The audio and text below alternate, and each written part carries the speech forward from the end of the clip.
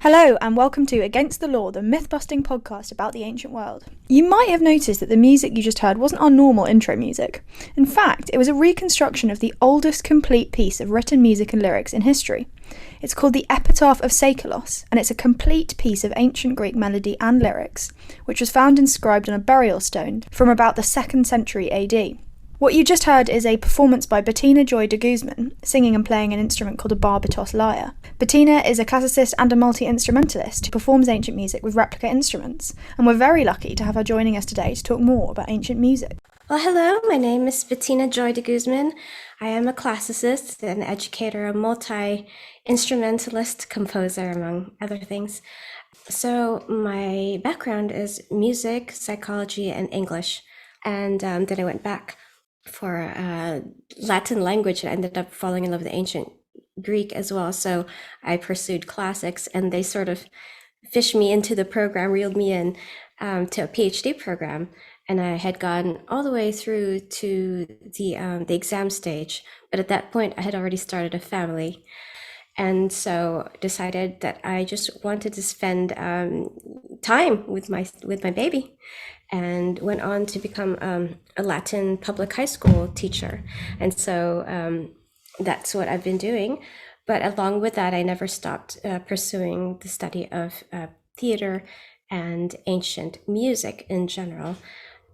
And really, the study of ancient Greek music in particular has really thrived these past, maybe really picked up these last 7 years or so.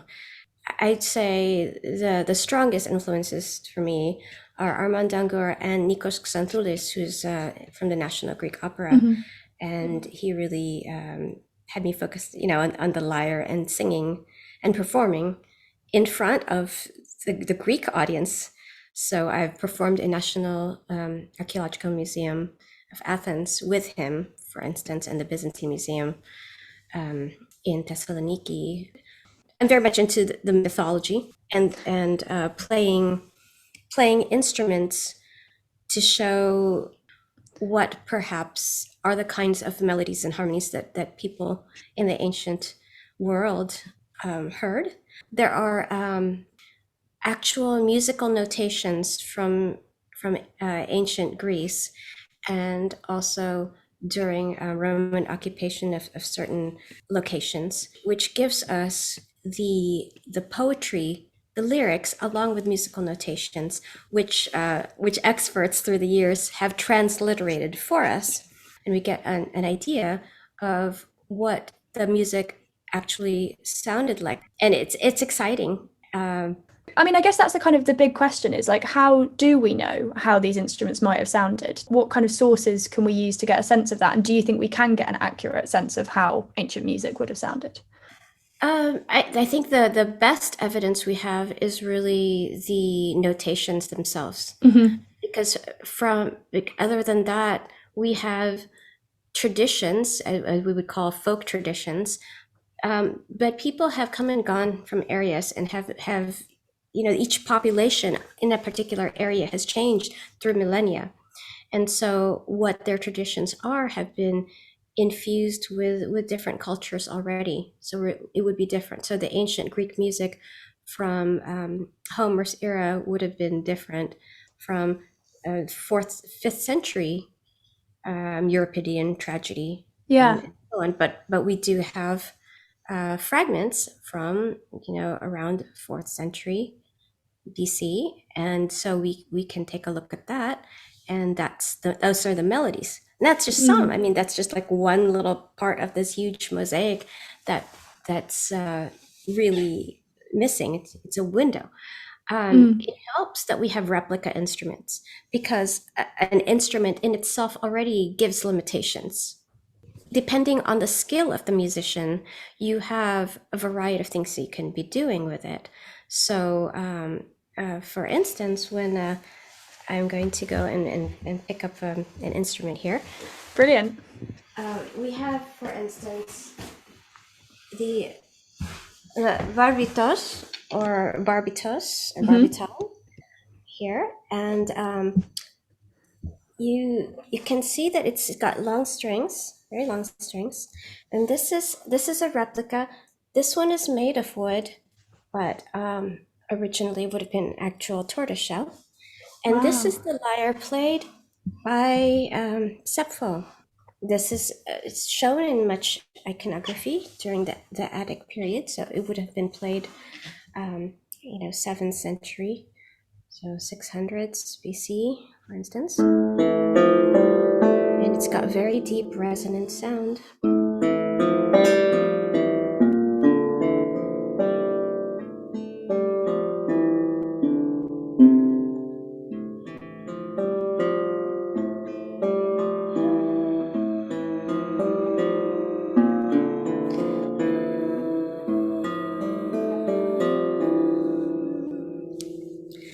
And That's this beautiful. is me just playing it exactly how I find it. Now, there are things that are harmonics, for instance, just like we have it in guitars.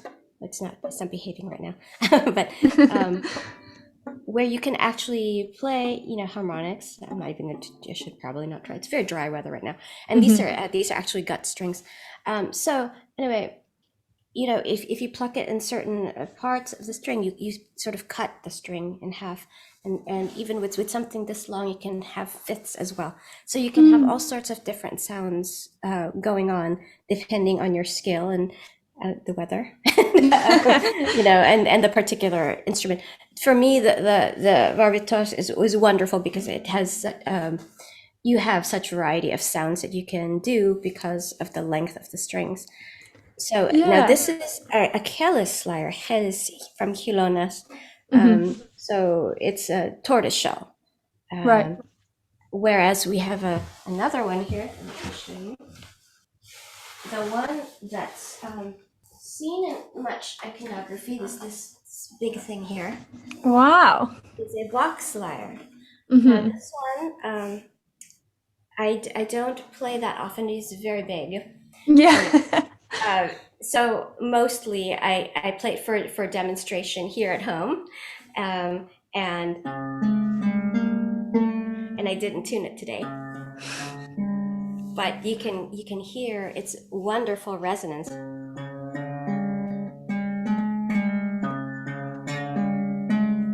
Gosh. So is that a lyre as well, were you saying? That's a type of lyre? This is a lyre. It's a box lyre. And so when other people are carrying it, I'm a very small person. When other people are carrying it, it doesn't look so very big. I mean, Okay. it's huge. So the one that I usually use that is a box lyre, I'll show you. This is what I would call my gig lyre, because it's perfectly wonderful to take on planes. And I sort of cheated by using nylon strings. That way it won't break, won't have any problems with weather and so on, right? It's got a cute little face. Yeah, I was going to say, they kind of look a bit like Cybermen in Doctor Who, I think. They know, yeah. So this is the soundboard down here. And some say that this was purposely made so you could actually play with the sound a little. Do you mean so you can move you could make it vibrate? Yeah. Wow. Yeah, because the way this was particularly made, this is just all wood, but it's like those are the bendable parts. And some people said, no, that's just the design. They didn't do anything like that, but we don't know, really. Might be, yeah. That's so interesting, the design of it. Yeah, we could just base it on iconography. You can see here, just as the other one, these are called collops. In other words, just pegs, tuning pegs. But there are different sorts of tuning pegs. This one is a super easy type, where you just twist it like you would for modern instruments that we know, right? You just tune that way. And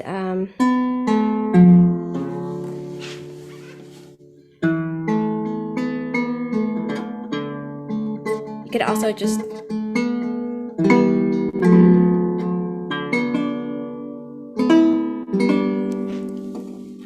play it by strum and block technique. Also, is when you are doing chords, you're playing chords, and it's sort of like negative space. And you do it when you're, especially for an audience that you need to reach out there, you play it with a plectrum. I don't have my plectrum on me, but you'd strum very loud. You can strum louder, okay, rather than gently plucking. If you have a plectrum and you're just using chords like you would for a guitar, right? Just strumming. So there are various techniques that you could use for lyre. And is that so? That louder strumming that you're talking about, would that be for? Do you think if they were being used sort of for a larger audience, for almost like absolutely mass? for a larger space? Yeah, For a larger space to fill a hall of kings. amazing. Yeah, because I think when we think of ancient music, I guess the stereotype is more just a sort of a solitary poet strumming away. But it's interesting the idea that there's a sort of comparable to what we now call a gig or a concert, like a larger audience, a larger space. That's really interesting. Oh yes, absolutely. And you have to play for the space. Oh, and there are spaces that echo as well. So if it's a large space that echoes, that's what you want. That's so ideal. If it's enclosed indoors, echoing space, I mean, really, it's marvelous, and you don't have to try so hard to make it heard. But if it's a large space that does not echo, you'll need to be strumming hard, and you need to do the block method, and you need to really sort of ululate while you're singing. Yeah, whereas if it's like a smaller space, musicians practicing together,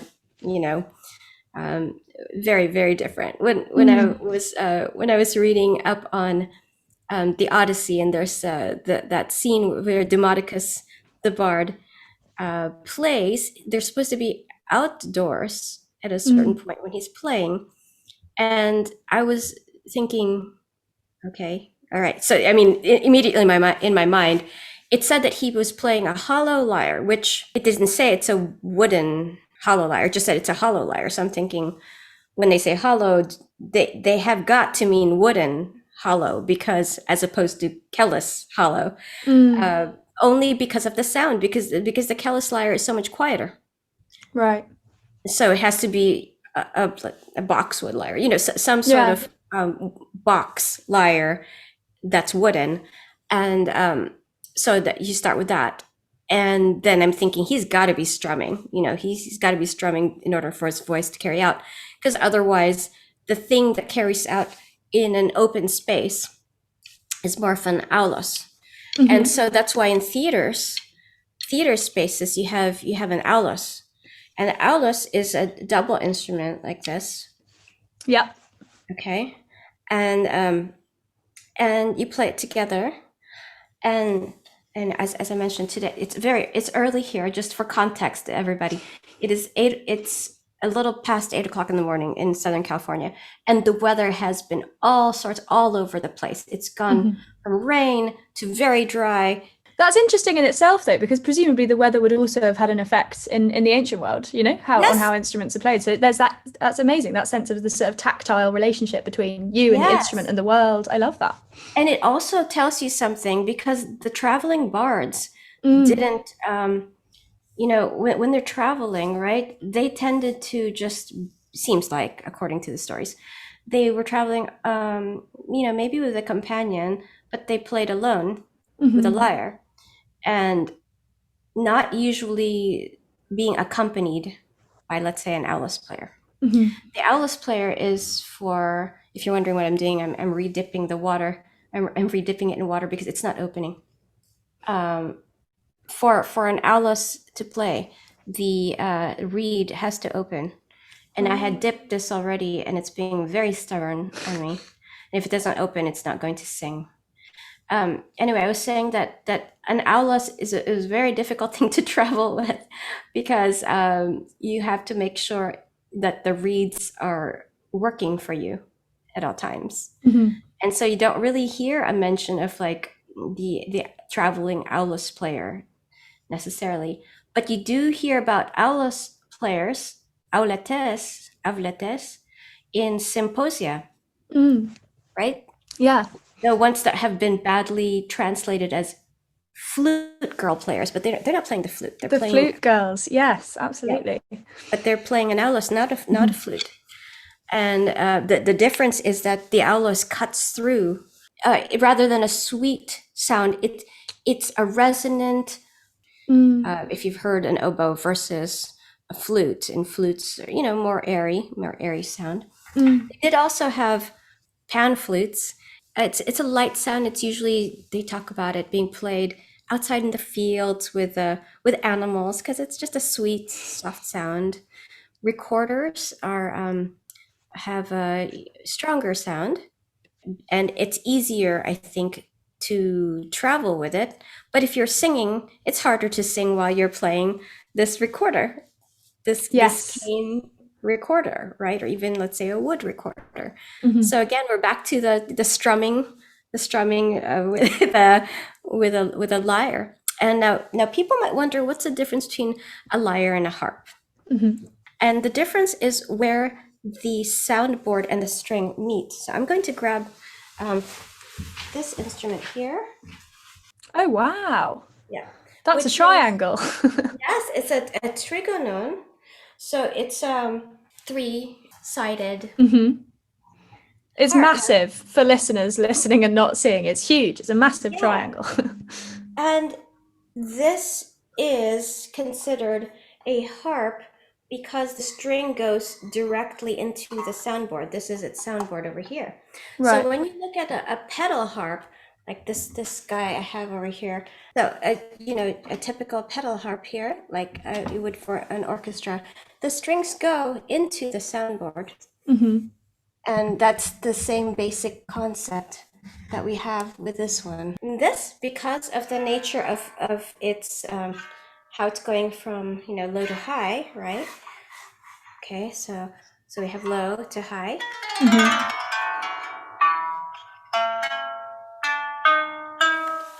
If you want the sound out,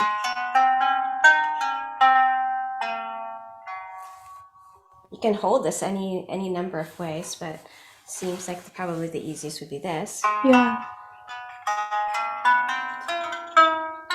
And this instrument can be found in ancient Egyptian iconography. So there's in fact a little statuette of an ancient Egyptian woman playing this 3-sided harp. So, and the difference between a harp and a lyre, is that what you're saying about where the strings go directly in? Yeah. So as I was showing you, okay. So here is a soundboard. This is the part that resonates, right? Yeah. If this string went to here, through here into the soundboard, that it would be a harp. But if it goes across it, which this does, this is a lyre. Yeah, and that's like a guitar. I'm not a very musical person, but because guitar, the kithara is also where we get our word for guitar, right? It is, right. And then we have a very different sort of instrument. This is a long-necked oud. Lovely. Anything that's considered like this, like the ancestor of the guitar, is really of the oud family, which is where you have the soundboard is here, and you have the strings going across. It starts out like a lyre, except that you have a board of a sort. This instrument has also been around since we've seen this in Sumerian iconography as well as ancient Egyptian iconography. So we're talking, at 2000 BC. That's has amazing. been around at least 3000 BC. This, because it has a long neck, has that sound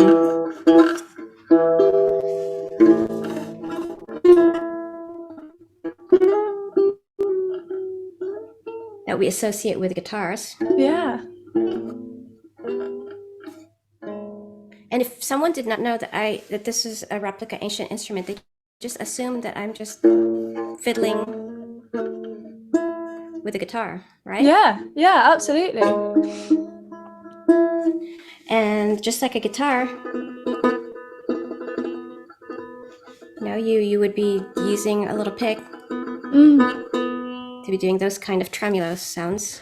Yeah. So would it be possible, how similar are they? Would it be possible to play modern music on the ancient instruments, or do you think... Yes. So with this wonderful new renaissance of ancient replica instruments being made by places like luthieros in Thessaloniki, they are now providing it for, it seems like a lot of modern musicians have taken an interest in these ancient replica instruments and have been using it for recording or performing because it just looks so neat. It looks so interesting, and it's fantastic looking instruments. And so they play modern music with it. So we've gone through the Kelis lyre, which is a tortoiseshell lyre, the box lyres, and then the long-necked oud. So we've seen those. And I've shown you also trigonon, a three-sided harp. All right, so only one of them is working. And this is the aulos. This is the aulos, yes. As the Greeks say, avlos. And you have here a low pipe and a high pipe, and you would play it together. So sometimes they instruct that the reeds might overlap. And when you do that, you can really only play the first 5 notes per, and there's a hole in the bottom for your thumb, and you would blow it. But since only one of the reeds is working, at least I can give you an idea of some sounds that could happen. It's just being extremely stubborn, so it's not going to sound very sweet.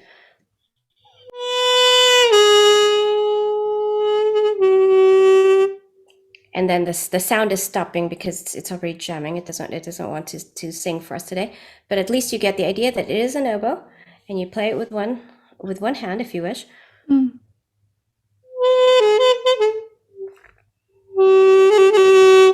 So sometimes there's a reference to a mono aulos. And we don't know if they're just talking about basically taking an aulos and playing it by itself, and that's just one of the pair. And other people think, no, a mono aulos is something else entirely. I'm going to take this out here, so you could at least hear this this one. If it's going to play for, I should play a little bit at least. The low voice. This is the low voiced one.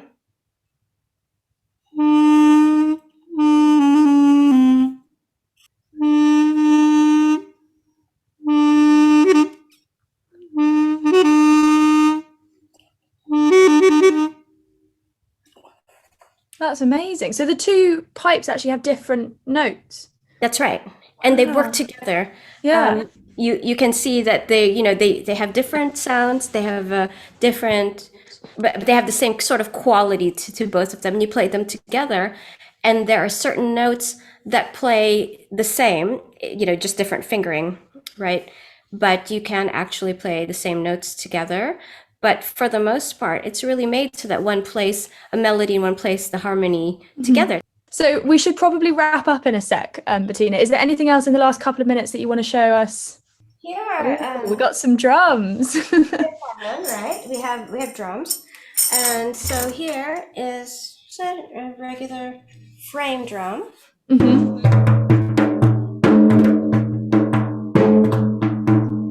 And when they talk about festivals, Dionysian festivals, they talk about the women playing on drums, and then they sometimes talk about these shrill bells, and what they're talking about are these zills that are usually attached. So we know them as like maybe a tambourine. This is an Italian instrument.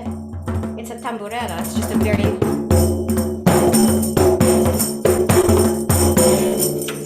and it's loud and joyful. And so you can imagine during festivals, you have an aulos, you also have recorder sounds like this one here. So there are very many possibilities and possible sounds, just depending on the musicians themselves. Yeah, it must be amazing to play those instruments and sort of feel closer in a way to the sounds themselves. It's a very kind of tactile and obviously oral experience. Yes, absolutely. Well, I think that's all we have time for, but thank you so much, Bettina. That was absolutely incredible. You're so welcome. It was amazing to hear those instruments.